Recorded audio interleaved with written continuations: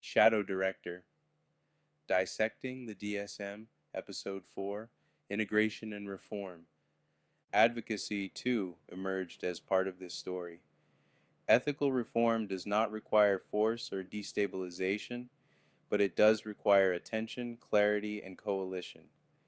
Documentation of iatrogenic harm, lived experience narratives, research, trauma-informed models, and visibility through podcasts, essays, and professional dialogue. These are the tools to illuminate the shadow, not to attack, but to clarify what the system often cannot see, and understanding how the DSM functions, how its categories become codes, how those codes create incentives, and how those incentives shape care. This understanding is essential for meaningful reform. Welcome to the final episode of Shadow Director, Dissecting the DSM. Over the past 3 episodes, we've journeyed through 4 intakes, examined how the DSM fragments experience into discrete categories, explored how those categories become billing codes and profit centers, and witnessed how emergency funding amplified systemic vulnerabilities. Today, we explore how individual mastery becomes collective advocacy, and how understanding both the clinical and financial dimensions of the DSM can inform ethical reform. The story of the Shadow Director is not a tale of defeat. It is a journey of recognition, mastery, and integration. Panic, terror, identity fragmentation, ego dissolution, and mania are not isolated phenomena, but interconnected responses to trauma and pressure. The DSM fragments them into discrete diagnoses, obscuring their relational and symbolic meaning. But the narrative remains: 4 lives, 4 intakes, 4 perspectives, converging into one testament to survival, insight, and the reclaiming of agency. This narrative has power. When lived experience is documented, when patterns are recognized and shared, when the shadow is illuminated rather than hidden, change becomes possible, not through attack, but through clarity, not through force, but through understanding. And when we understand how the DSM functions, not just as a clinical tool, but as a financial mechanism, a billing system, a profit center, we can begin to see where reform is needed. The DSM provides categories, but those categories function in multiple contexts. Clinically, they organize symptoms, guide treatment, and facilitate communication. Financially, they trigger billing codes, generate reimbursements, and create incentives. Systemically, they shape care delivery, influence clinical decisions, and determine resource allocation. Understanding all of these dimensions is essential for meaningful reform. Documentation of iatrogenic harm is not about blame, it's about recognition. When we understand how systemic structures amplify trauma, we can begin to reform those structures. When we see how diagnostic fragmentation obscures integrated patterns, we can advocate for more holistic approaches. And when we recognize how financial incentives, billing codes, and emergency funding create vulnerabilities for fraud, we can demand accountability, oversight, and reform. The F31.9 fraud epidemic is not just a billing issue, it's a clinical issue, an ethical issue, and a patient safety issue. When providers apply diagnostic codes for financial gain rather than clinical accuracy, patients suffer.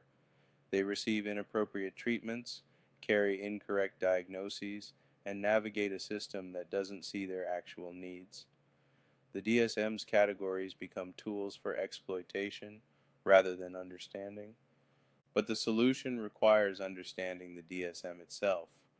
We can't reform what we don't understand. We can't address fraud if we don't recognize how codes function. We can't improve care if we don't see how categories shape decisions. Dissecting the DSM, understanding its structure, its function, its financial dimensions, and its systemic impact is the first step toward meaningful reform.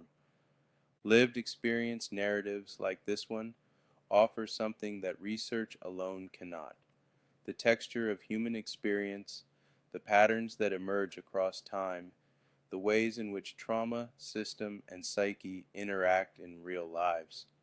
These narratives are not anecdotes. They are data, rich and complex, revealing patterns that quantitative research might miss. And when these narratives include understanding of the DSM, of codes, of billing, of financial structures, they become even more powerful tools for reform. Trauma-informed models recognize that many psychiatric experiences are responses to trauma, not isolated disorders. They understand that panic, terror, identity fragmentation, and mania can be interconnected, that the shadow contains both darkness and potential, and that healing requires addressing root causes, not just symptoms. But trauma-informed care also requires understanding the financial structures that shape care delivery, recognizing how billing codes influence clinical decisions, and ensuring that financial incentives align with patient well-being rather than volume or profit. The DSM's categories are not inherently problematic. They're tools, and like all tools, they can be used well or poorly. The problem isn't the manual itself, it's how it functions in the real world, how its categories become codes, how those codes create incentives, and how those incentives shape care. Understanding this is essential for reform. Visibility matters. Podcasts like this one, essays, professional dialogue, patient advocacy, these create space for the stories that the system often cannot hear. They illuminate the shadow, not to attack, but to clarify what needs to be seen. And they document the financial realities, the codes, the billing, the fraud, the emergency funding, that shape the system in ways that clinical training often doesn't address. Ethical reform requires coalition: patients, clinicians, researchers, advocates, all working together to understand and improve the system. It requires attention to iatrogenic harm, recognition of systemic limitations, and commitment to trauma-informed, person-centered care. But it also requires financial transparency, billing accountability, and oversight mechanisms that prevent fraud while supporting legitimate care. The COVID-era funding revealed systemic vulnerabilities, but it also created opportunities for improvement. The same emergency waivers that enabled fraud also enabled innovation. Telehealth expanded access. New models of care emerged. The crisis forced a conversation about mental health that had been long overdue. The question now is, how do we preserve the innovations while addressing the vulnerabilities? How do we maintain expanded access while ensuring quality? How do we support providers who are doing good work while holding accountable those who exploit the system? The DSM will continue to evolve. New editions will be published. New categories will be added. Old categories will be revised. But the fundamental questions remain. How do categories function in the real world? How do they become codes? How do those codes create incentives? And how do those incentives shape care? Understanding these questions is essential for using the DSM wisely, rather than being used by it. The story of the Shadow Director is complete, but the work continues. 4 intakes, 4 perspectives, merged into one trajectory. A life claimed from chaos, a story reconstructed from fragmentation, a narrative of resilience and ethical awareness.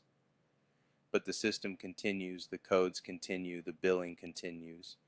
The DSM continues to provide categories, and those categories continue to function in multiple contexts. The question is, how do we ensure that the DSM serves patients rather than profit? How do we prevent codes like F31.9 from becoming tools for fraud? How do we ensure that emergency funding reaches those who need it rather than those who exploit it? And how do we use the DSM's categories to understand human experience rather than fragment it? Thank you for joining us on this journey through Shadow Director, Dissecting the DSM. If this story resonates with you, whether you're a patient, a clinician, a researcher, or someone who cares about mental health care, we hope it offers perspective, understanding, and hope. The shadow remains, as it always will, but by walking with it rather than fleeing, by illuminating it rather than hiding it, by understanding its patterns and its purpose, we can reclaim agency.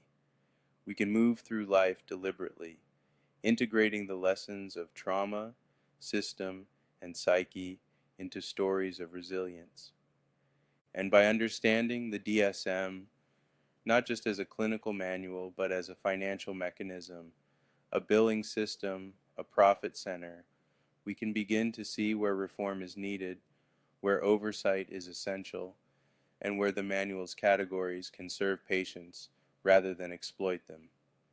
This is Shadow Director, Dissecting the DSM, a testament to the human psyche's capacity to endure, adapt, and ultimately thrive, and a call to understand not just the clinical shadows, but the financial ones, the codes, the billing, the fraud, the structures that shape care in ways we must recognize if we are to reform them. Until we meet again, remember, the shadow is not the enemy. It is a teacher, a guide, a part of the whole. Walk with it, learn from it, and in doing so, find your own path to mastery and integration. And remember too that understanding the DSM, dissecting it, examining how it functions, recognizing where it serves patients and where it serves other interests, is not separate from understanding the clinical shadows. They are interconnected just like panic and mania, trauma and response, shadow and light, categories and codes, and thank you for listening.